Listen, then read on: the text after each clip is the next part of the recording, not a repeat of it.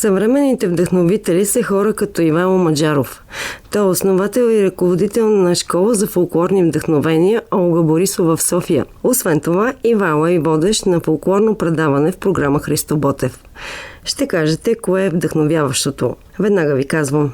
Това е, че Ивайло Маджаров със своята нестихваща енергия и заразяваща любов към фолклора е успял да накара 30 жени и още толкова мъже и деца да му повярват. Да вървят до него стъпка по стъпка, вече близо 2 години, към опазване и предаване на българските народни танци. През годините аз се познавах с личността Олга Борисова, която беше народна певица. За съжаление, загубихме края на 21 година, но бяхме близки и реших школата ми да я създам именно така вдъхновен от нея и да я кръстим на нея, защото смятам, че съвременните такива организации е най-хубаво да носят имената на нашите вдъхновители. Оказа се, че намерих и доста съдейственици, хора, които да се втурнат в нея и вече почти 2 години тренираме, репетираме, работим, творим и се опитваме да вдъхновяваме хората. Начало, емоция, хайде моля ви се, атмосферата тук е много важна. Сега сте играли динамично, сега трябва съвсем различно нещо. Вече да сте си успокоили дъховете, отиваме в родопите, нежност, красота, изящество. Не, че шопкините не са красиви. Различното на школата за фолклорни вдъхновения от останалите състави за народни танци е, че Ивайло Маджаров се стреми да създава сюжети в своите танци и още. Школата ни пресъздава по различен начин танцът.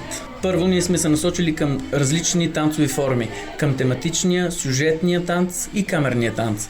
Защото предимно се набляга на така наречените дивертисментни танци, които са танци, пресъздаващи веселието на народа. В него има различни фигури, комбинации от различни движения, но не носят тази тематика, която ние искаме. Ние винаги в танците си влагаме определено послание, разказ и смятам, че нашата публика е готова и иска такива неща. В школата за фолклорни вдъхновения танцуват хора на различни възрасти и с разнообразни професии. Елица и Габриела работят в сферата на IT сектора, а Елена е медицинска сестра. Те разказаха защо са избрали да танцуват точно тук. Най-вероятно ще е банално, но вдъхновенията. Всичките изблици, които идват от главата му. Поради общи познати с Ивайло, така ми беше препоръчана и на мен много ми хареса още от първия път. И така, вече е година и половина, може би, откакто съществува школата. Ами, защото го познавам от много отдавна и честно казано дойдох на Бозик, след което останах.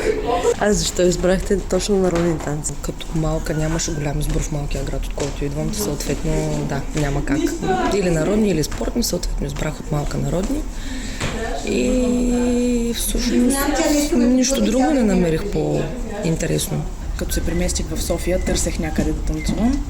И така, случайно стана тук, но иначе цял живот общо взето това правя и не мога да си представя, че няма да танцувам. Айде да видим сега какво се случва, какво си спомня.